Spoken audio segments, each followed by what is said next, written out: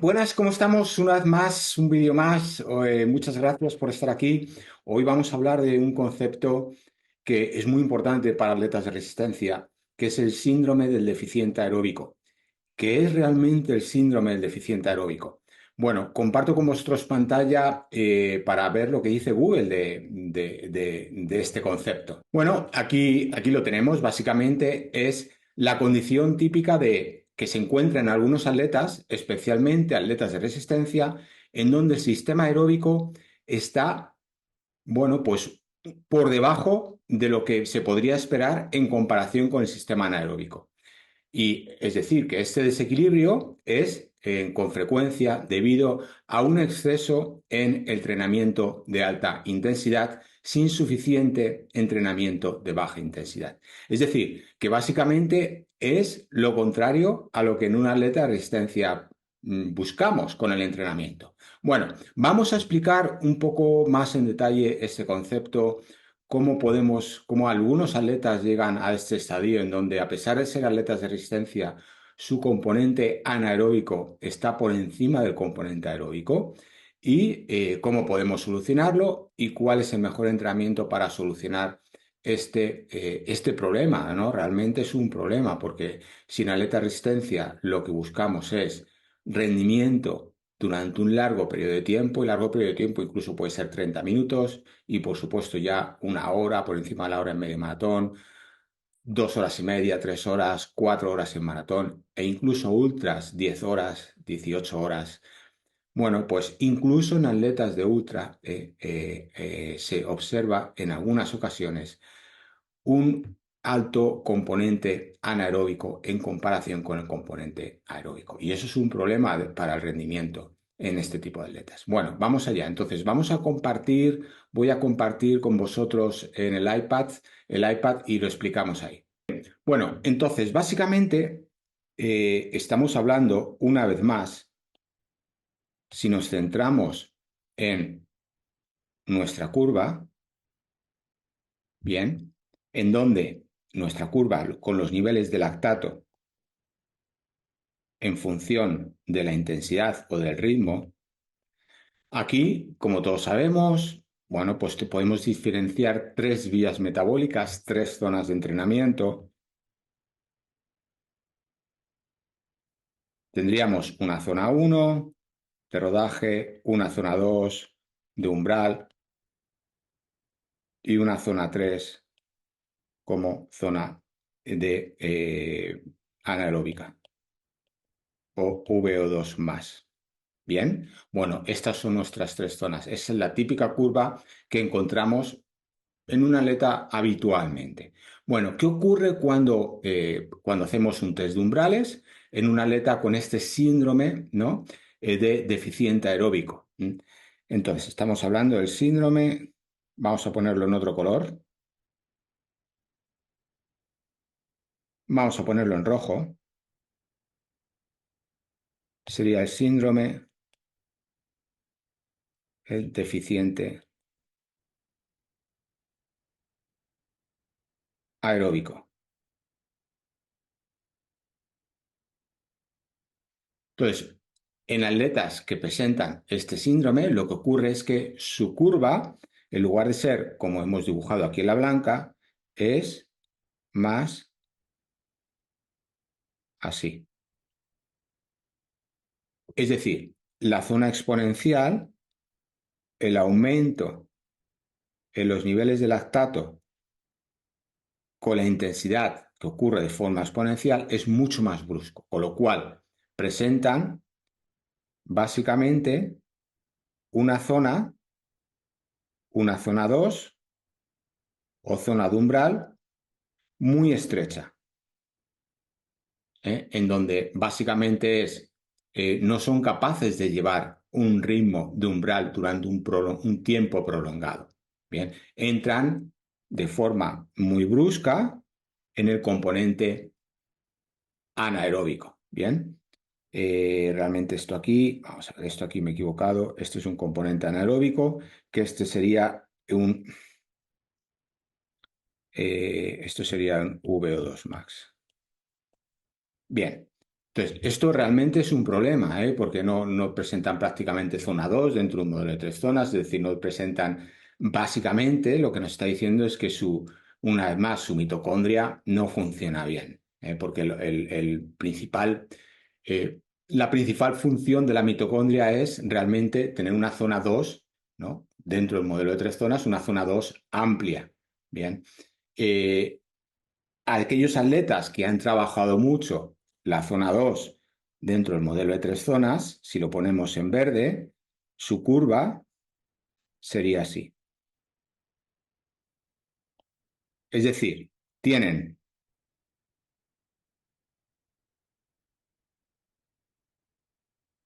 la zona 2 o la zona de umbral, la tienen desplazada hacia la derecha. Es decir, son capaces de ir a un ritmo más alto con unos valores de lactato más bajo. Y además, muy importante, tienen una zona 2 muy amplia. ¿Qué implica esto? Pues que son capaces de llevar un ritmo de umbral durante un tiempo muy prolongado. Fijaros, imaginad un atleta, fijaos la importancia de esto, ¿eh? Un atleta de maratón,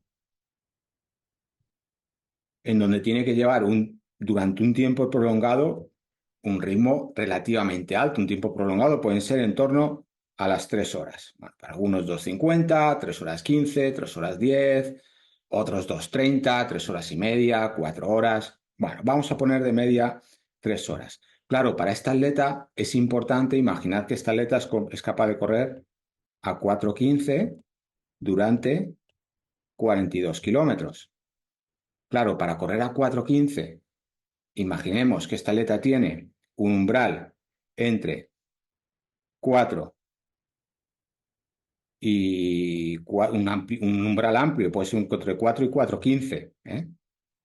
Es decir, este umbral es muy amplio, de manera que es capaz, como tiene ese umbral muy amplio, es capaz de correr a 4:15 durante un tiempo muy prolongado o a 4 minutos durante un medio maratón.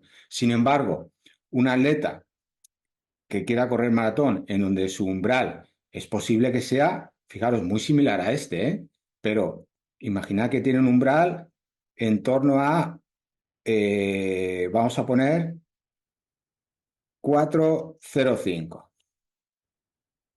pero un umbral muy estrecho. Aunque es un umbral muy similar al anterior, pero tiene un umbral estrecho. ¿Qué implica esto? Que en cuanto que se ponga a ritmos un pelín por debajo, o sea, un pelín más rápido, imaginemos 4:00, sus niveles de lactato se disparan. ¿Qué implica que se dispare su nivel de lactato aumentando muy poco la intensidad?